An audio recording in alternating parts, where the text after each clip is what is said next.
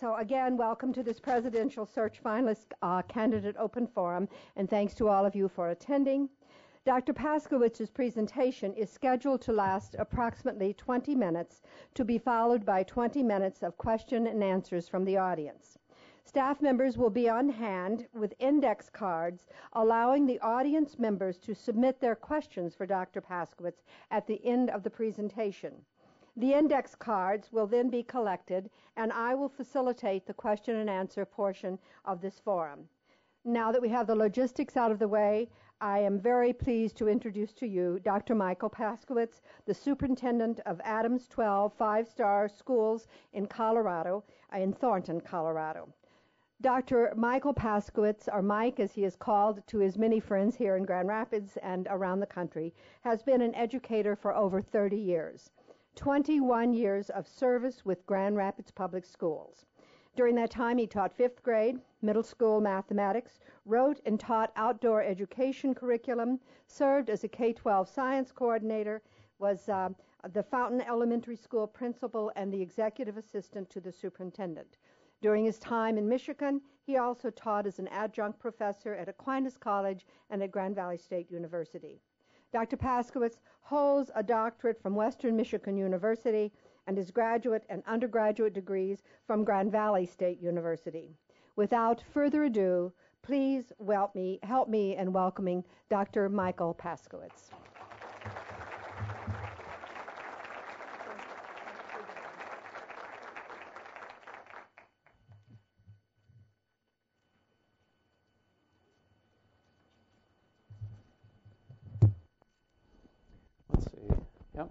Perfect. Good morning. They tell me I've got 20 minutes to talk about 4 hours of information. And that goes completely back to my first year at Grand Valley State University in an English class where the professor said, "Too wordy, do over." It was written right at the top of the page. Just a very quick additional background. Ruth and I have been married 37 years to each other. Sometimes you have it both ways, you know. We have 2 children. Our son Josh and his wife Carrie are here today. Jade works up in Rockford, wasn't able to do that, and Ruth's dad came along as well. Also, we have 2 grandchildren just entering into the K-12 system, so we're pretty excited about that. And it's so good to see so many faces that I recognize. It's good that we've all aged so gracefully. I want to talk to a couple of things today. First, I'm going to spend about 10 minutes talking about the question that the board has posed for both of the candidates, and that is around the area of workforce development. And I'm going to throw a memo up on the screen for just a minute. So if you want to follow along, you might, but I'm going to speak to it rather than read it and talk a little bit about it. I decided not to do a PowerPoint in that regard because that's done all the time. I'd rather speak with you. The second 10 minutes, I'd like to share with you the thinking pattern that I have. And I've used this pattern of thinking for any number of years, and I can't remember when I first developed it, but a guy named Joel Barker, who is with, well, you've probably heard of him a couple of times, and he developed a program that really put it to use of technology that shows you exactly how the thinking pattern works in terms of implications. And I'll share that with you. Now, I do those 2 things. For one, to have you hear me a little bit in conversational pieces, and secondly, to have you see my thinking pattern. And there's a reason for that. If you know my thinking pattern, then you know I can be predictable. And you can predict when to enter into the thinking pattern, and therefore you know when you can be influential. Predictability is not bad. Predictability builds trust, and you know how people operate. And secondly, if you know that I'm predictable, you know how to influence. And if you have influence, then together we build a better community college and a better community. So with that, this fine young graduate of Ottawa Hills High School and Grand Rapids Community College has told me this will come up perfectly. Oh, wrong one. That's a nice little visual, a little treat for you a little bit earlier. That's what the whole pattern looks like. Here's the document.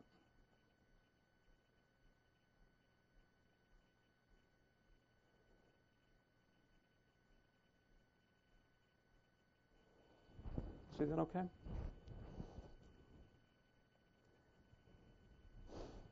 There's a guiding principle that I use in the development of this question, talking about workforce development.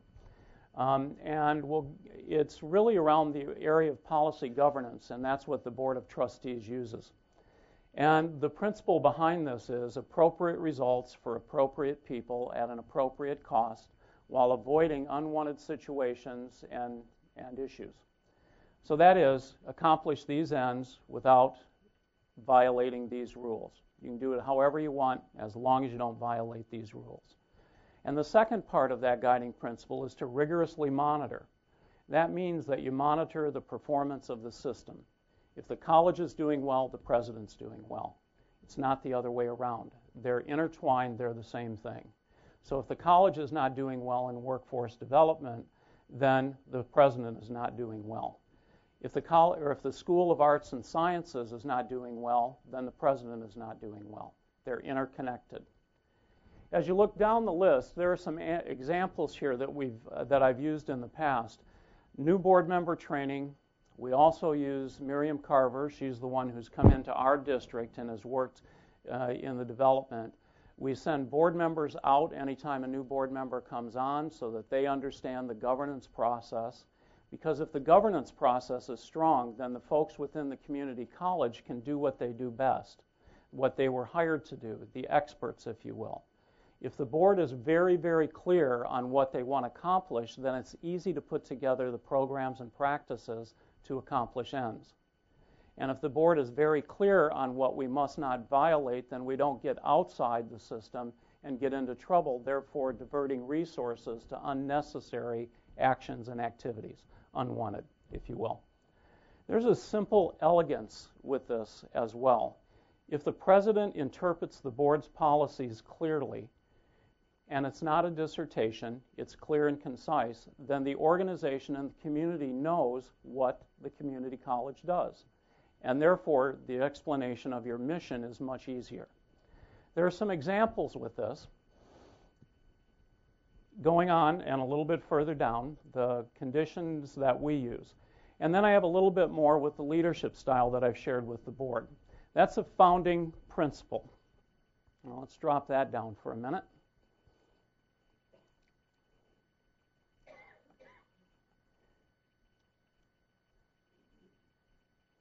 And get to the question. And there again, you see the guiding principle. I wanted to give you a little bit of background on that so you had a little bit more on what the appropriate results for the appropriate people means. The college has asked me to talk to you about the part of the mission that they take very seriously, talking about initiatives the college workforce and economic development should be conducting, first things you would do as president, and to keep it on track, and how would you position the college. The initiatives. There are 4 that I'm going to speak to today. The first is the identification of job clusters based on the current economic conditions. Now, job clusters are more than likely probably already identified in the community by business, whether it's the Right Place or the Chamber or the Greater Grand Rapids Manufacturing Council or the Economic Development Corporation of Michigan. But in this economy, and particularly what's growing in Grand Rapids with the medical mile, the aerospace industry, medical devices, the healthcare and healthcare hospitality, the translation services that are necessary, the growing Hispanic population across Michigan, all of those things play into the development of job clusters. So if they haven't been developed, then we have to work with businesses and the college faculty and staff to develop those. There's also another potential here, and that is the potential of the financial stimulus money that they predict will come to Michigan. And will the college be actually positioned in order to act quickly to utilize that money? A lot of that coming for education, but also in the construction of the infrastructure thereby going back to the construction trades. The second piece of this is the creation of a Kent County Education Consortium. This is the other side of workforce development. The first piece with the existing and displaced workers, the second piece, the K-12 pipeline. The K-12 consortium then works with the school districts and secondary principals and counselors in the Kent County ISD, bringing them together to develop and work towards those job cultures. Now, it's interesting, in the example that I use out of our current district, is we have this consortium that's been alive now for 4 years. And it's a collaborative partnership between the Chamber, the Economic Development in the county, the Front Range Community College, and the 5 school districts in the county, along with the Chamber of Commerce. And what we've identified is job culture, or job clusters that we track our kids into. And we also have an opportunity to send, now over 5,000 8th graders to a career fair that is put on by the Adams County Commissioners and the consortium. That started with you K-12 folks and college folks, with about 1,000 8th graders that were through lunch at the first Career Expo. Now, that just didn't match well at all. And since that time, it's become so proficient that people from other parts of the West are coming to view our consortium. I was one of the initial founders of that, along with the district next to us. And then secondly, we wrote and produced the policy ends, and we use a governance structure. And now, as I said, 4 years into it. The third piece of this is the review of the programs based on the dashboard data here at the college. And that really is to identify any gaps between what the business customer is saying we need and what the college is producing. And the best way to do that is to look at the current dashboards to see how we're doing. As an example of tying it back to the medical mile opportunity and the input of the healthcare industry here, as I look back on the dashboards for RNs, that was the only one that was below the state and national average for licensure. So that would be an identification of a gap, and then how do you close that gap so you can provide more RNs for the industry that's coming. The other is a pipeline of certified nurse assistants. There's an example of taking it from the high school and running it up through the college, ending perhaps with an RN or a licensure in that regard. The fourth piece of this is putting in a diversity training as a component of the workforce development. This is an opportunity for the improvement of the community.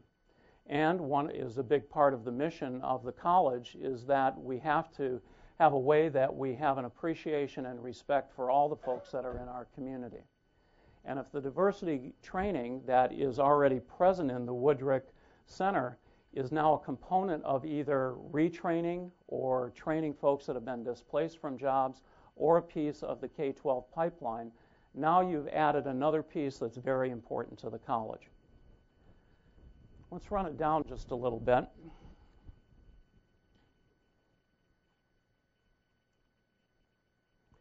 First steps as president.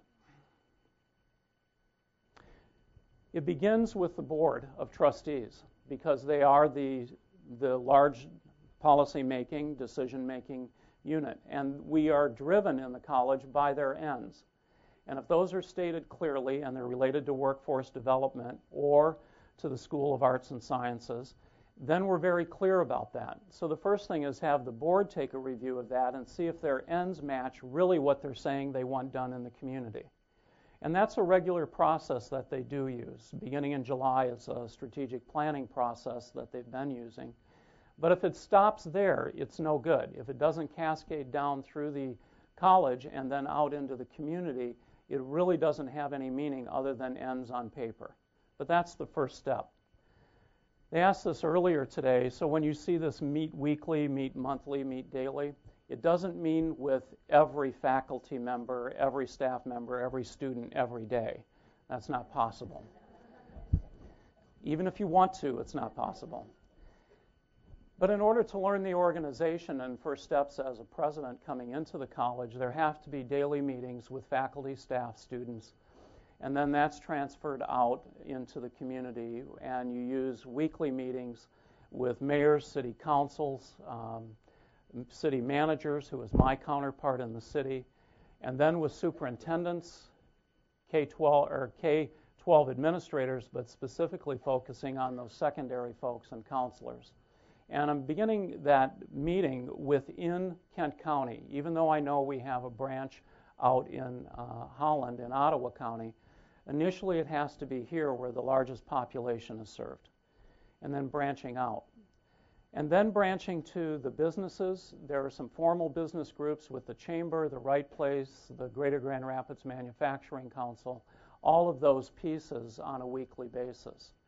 And then, once again, a meeting with elected officials at the state and at the federal level. And that basically is to promote the passage of the Workforce Investment Act that'll be before Congress this year that is very important to community colleges like ours.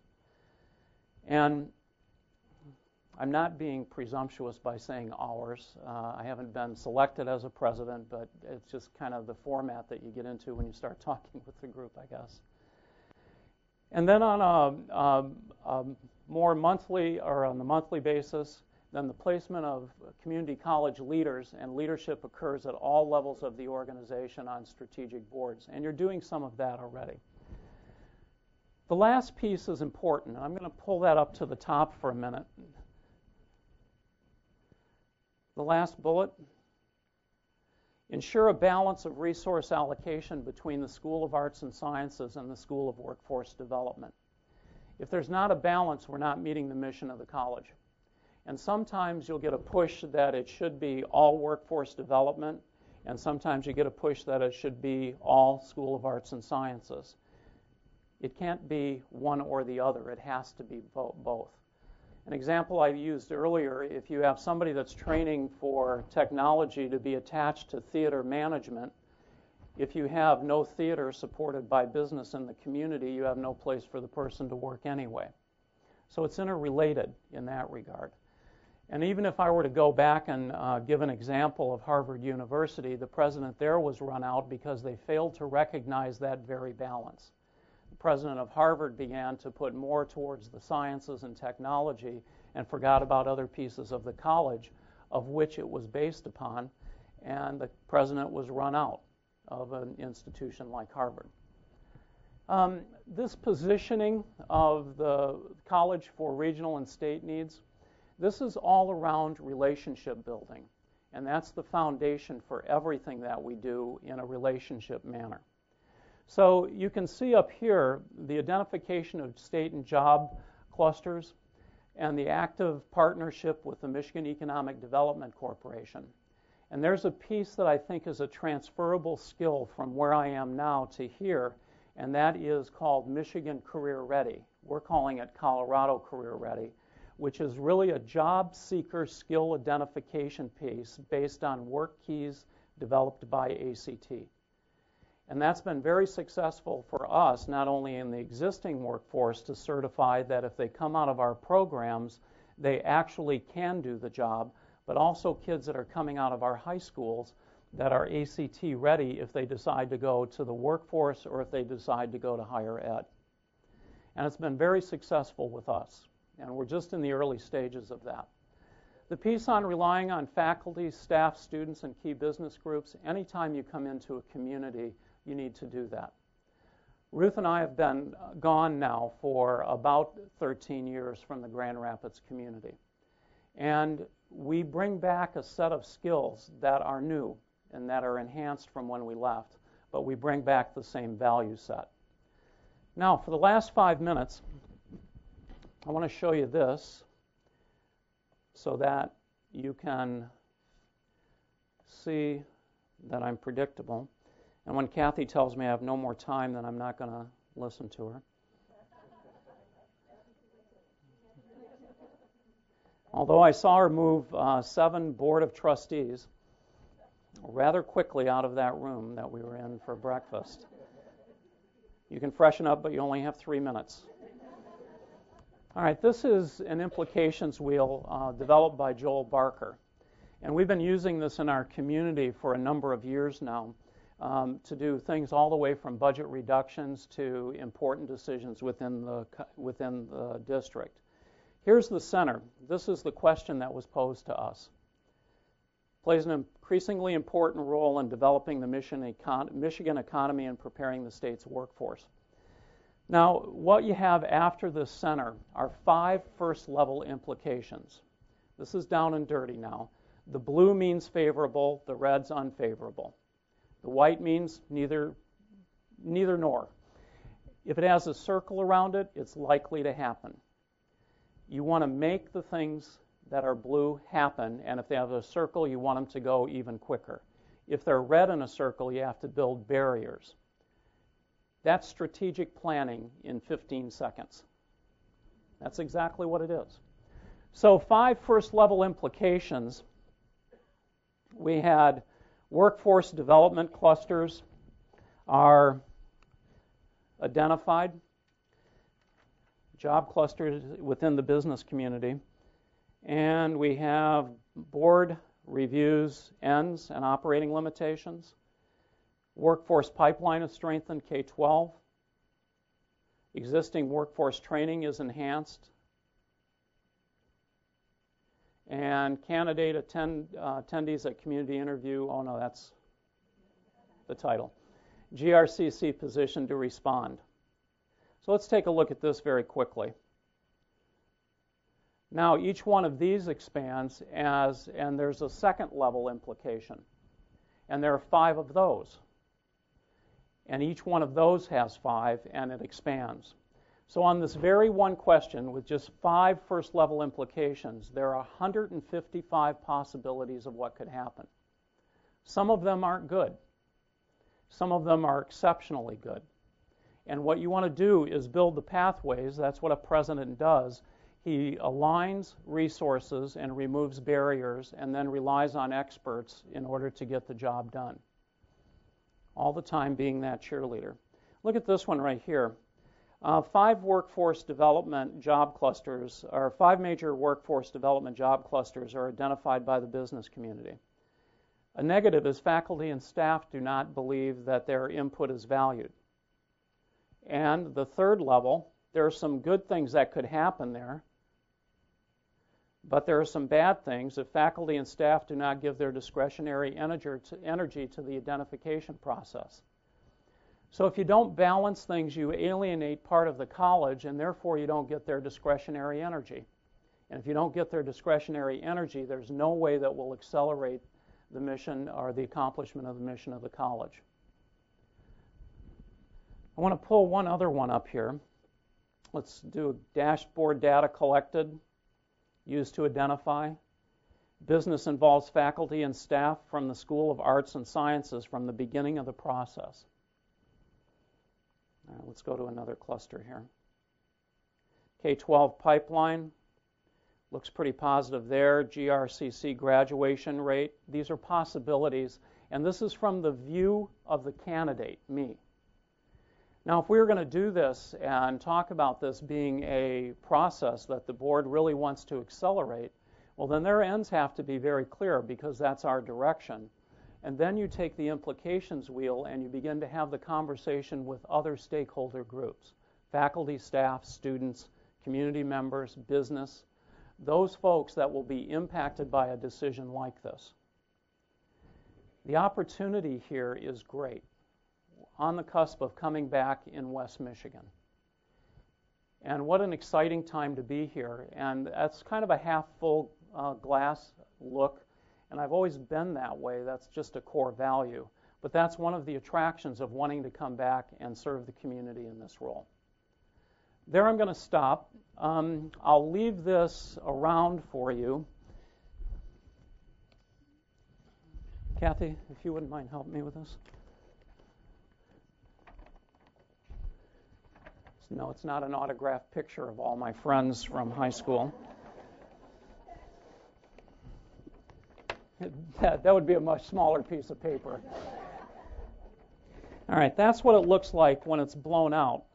And so, as an example, in our district, when we did this with a budget cut of $5.8 million last year, We had the implications wheel of 16 identified cuts with over 500 implications, and that hung outside my office. And then folks had a chance to come and make comment on it with sticky notes or whatever, or individual meetings with me. And then we began to have the other views from teachers, from community members, etc. Same kind of process is transferable to the community college level. And you'll hear me speak a lot today, I hope, about transference of skills. So I'll leave that up on the wall or laying on the table up here if you want to take a look at it later. Thanks. All right, and as I understand it, now it's open questions, comments. You're the moderator? All right. I would prefer that. Very well. Can we do that? Yes, thank you. There are different individuals who will be handing out cards for you to write your questions on, and they will be collected and brought to the front here. Mike, thank you very much. Let me just start with this one question. Would you like to talk a little bit about what you consider significantly the issue of Michigan's economy and how this college immediately plays into that activity based on this? You're aware of some of the transitions that are occurring, certainly here in the state. And all right. I think I understand the question. Probably wasn't clear, but... No, actually, it was very clear. I'm delaying so I can get my thoughts together. Okay.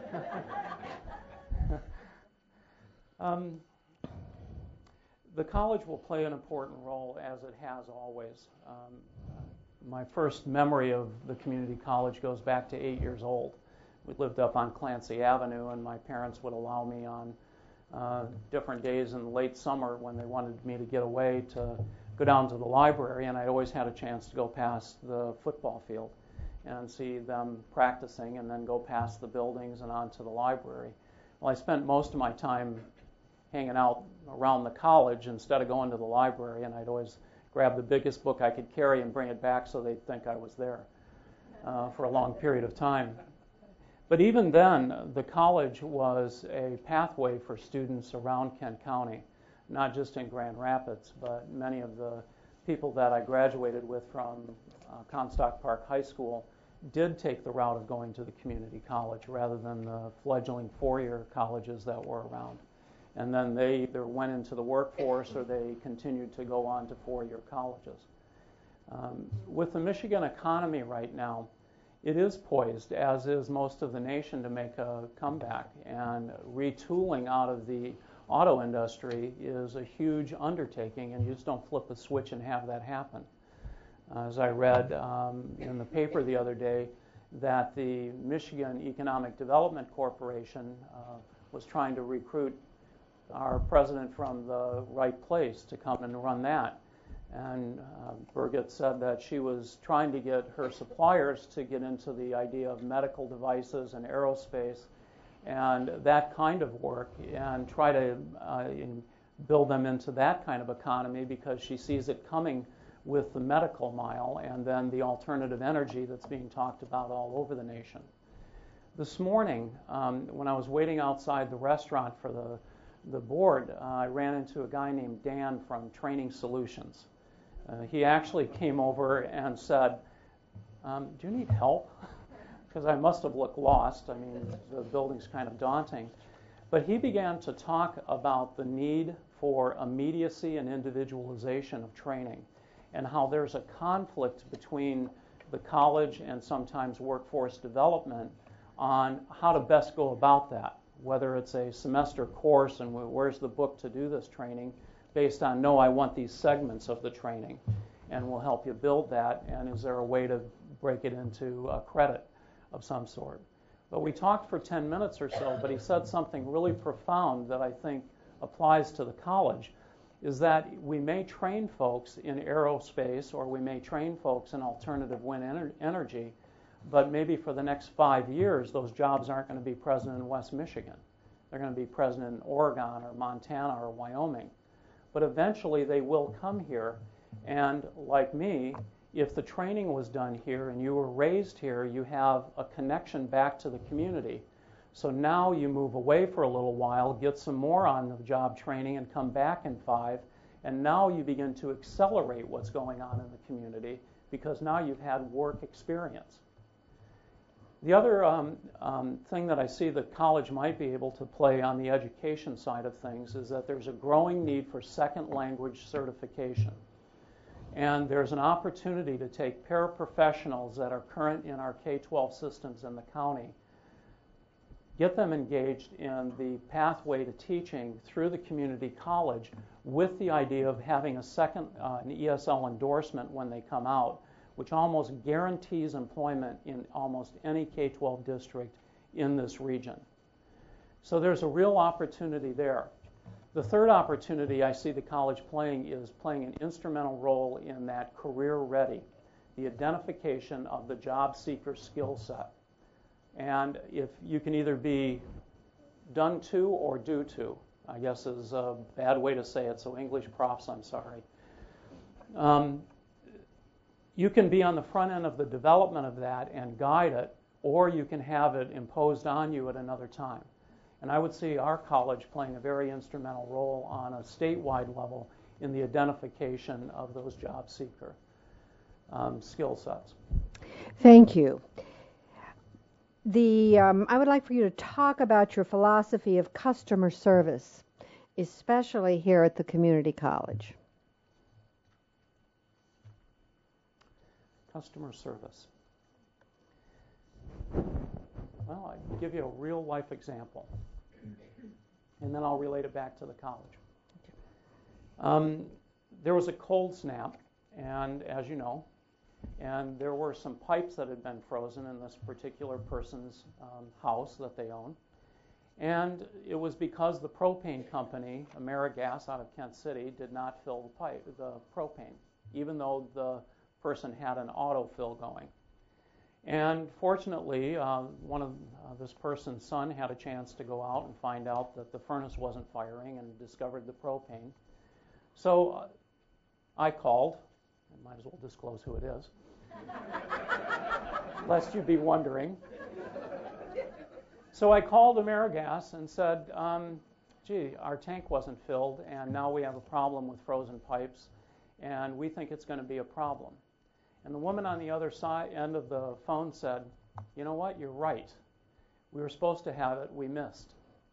We'll get somebody out there within 2 hours. Is somebody going to be there so we can relight the furnace? Yeah, that'd be great. And then we called back and said, we got a plumber, here's the damages, and we'd like you to pay. And the new person that we talked to said, yeah, I see everything on the computer screen. You're absolutely right. It was our fault. And I'm going to give you the name of our manager in Kent City, and he'll be calling you very shortly. And at that point, you know what we all do. Okay. When it gets to management, it's over, because now the argument begins. Being part of management, I can say that. So when the manager calls, he said, well, yeah, we were at fault. I see it here on the screen. We'll get it taken care of, but I have to turn you over to our insurance agency, and they're going to call you. And so 2 days ago, I got a call on the cell phone, a New Jersey number. And he called up and he said, hi, this is Joe Esposito. Play any hockey? And he said, I've been designated to contact you. You've got all your stuff. It looks like we were really wrong. What are the damages? And so we gave the damages, and it was pretty small, $272. And I said, but we'll take care of some of the painting because we're going to do that anyway at some point. And he said, $272? And then I thought that I was going to get an argument, maybe being too high. I said, well, $23 is off of that because we had something done on a shower that's not related. And he laughed and he said, just leave that in. We'll take care of that too. This sounds very reasonable. And I hung up the phone, and now I've started to construct the letter back to AmeriGas thanking them for that level of customer service. Now, related to the college, no matter where you enter in the college, you ought to be able to have that problem solving started, and that no matter who you talk to after that has intimate knowledge of what was said before them. Whether it's workforce development or a problem with counseling or a scheduling issue or closing the school down on a snow day. Doesn't matter who you talk to, you get the same answer and the same level of customer service. And then you over-deliver a little bit. That's good customer service. By the way, that is what happens here. I know it happens at least in the office for the Board of Trustees, because when I called Kathy through this process, no question was out of bounds and constant return back. And every time I called, there was an answer back, even if she had to go get it from somebody else. Got to the point of me saying to her, gee, I hope I'm not now asking the question that tips me to the high maintenance candidate. She wrote back, didn't respond to that. But we talked about it. Yeah. So if it's the president you call, the president usually isn't the person with the answer. But the president should know where to go to get the answer. And the way that I work, and the way I work in customer service, if it enters here and it's an issue, then I always ask, have you talked to the person most likely to solve your issue? And I'd like you to go there, make the courtesy call to the person, and then ask the caller to follow up in a couple of weeks, or I will. Same thing is true the other way. You may get a question within the college, and you may not be able to answer it, and it does have to go up.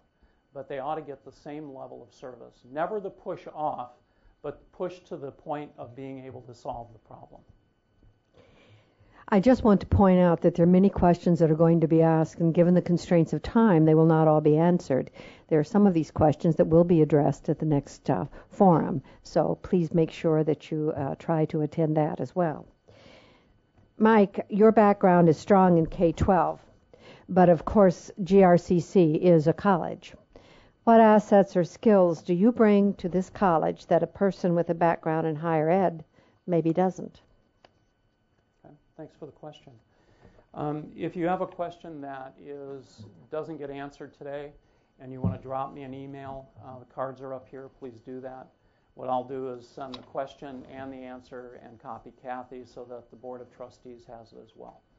And if it can't wait, the cell phone number's on there. You can call me there or at the office when I'm back in Colorado next week. So help yourself on that. The question was related to my experience being in K-12 education. Yes. Rather than higher ed.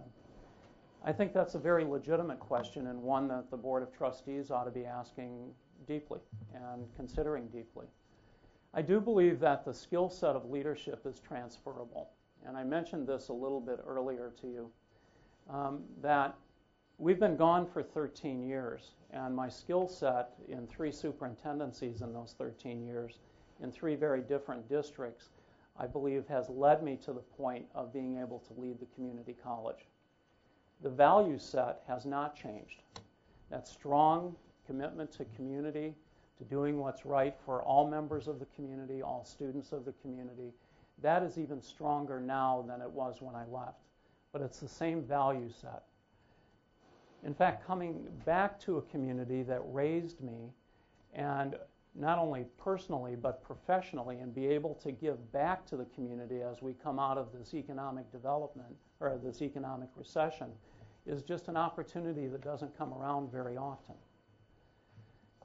The biggest one, and I could list several, the biggest one is the ability to build coalitions, and I'm talking about the small p politics. That is, aligning people to help you accomplish the mission and aligning resources. And coming with aligning resources is the recruitment of resources. Sometimes it's not you yourself, but who you know and who can they influence. We do that quite a lot in the K-12 system, and that is a transferable skill. We do work across the aisle with our elected officials.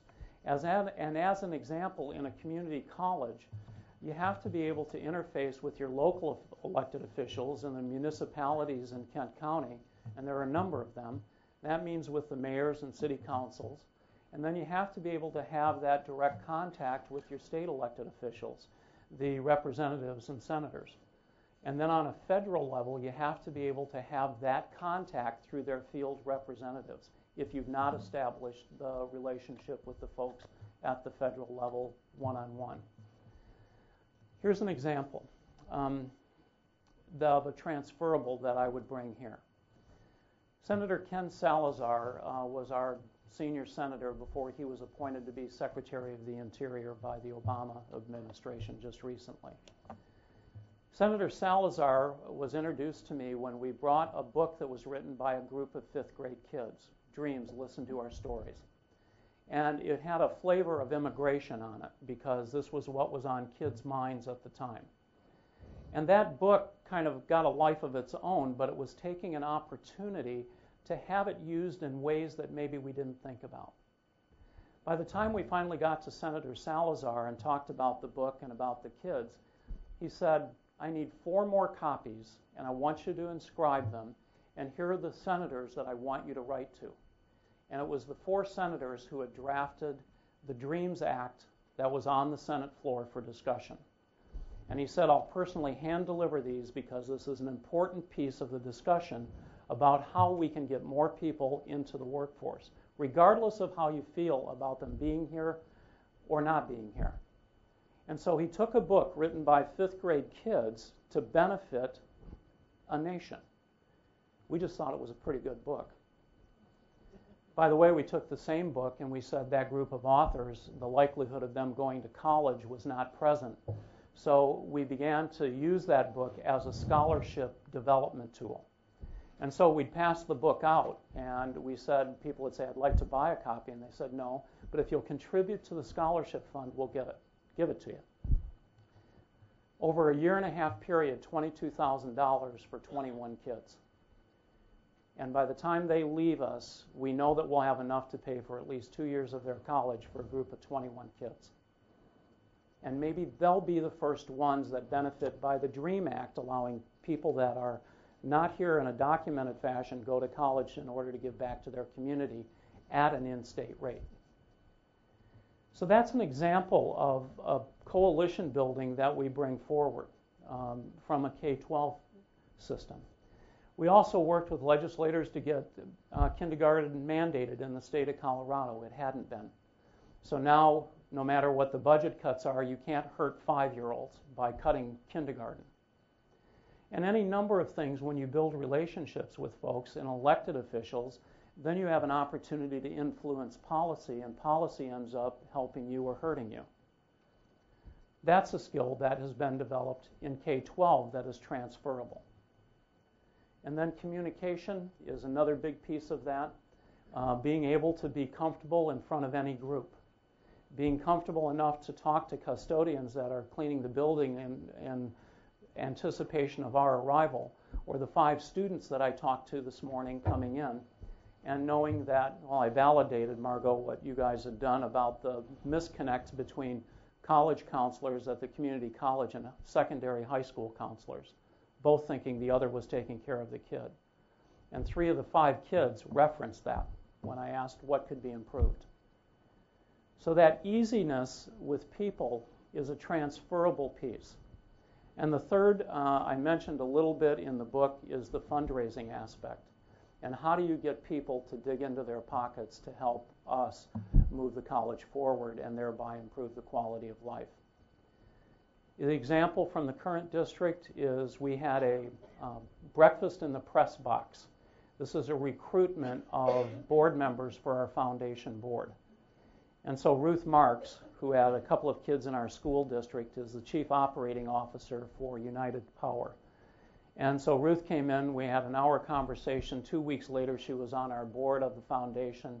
And 2 weeks after that, she brought a $25,000 check to add to our endowment fund. That has grown from $250,000 to $750,000 in 2 years because of people that we've been able to engage in the process. Now, that's not $12 million like you guys have done, but for a K-12, that's pretty remarkable in a short piece of time from my viewpoint. Oh, can't do that. It's not my heart. Dr. Paskewicz, this is your last question, but it's an important one, I think. Tell us more about how you will connect, relate, and listen to our students. I appreciate you saying Dr. Paskewicz and recognizing the accomplishment, but Mike is really okay. It's okay. I got that doctorate, right. And every now and then it's kind of good to hear it. So, it's either that or Queen Mother.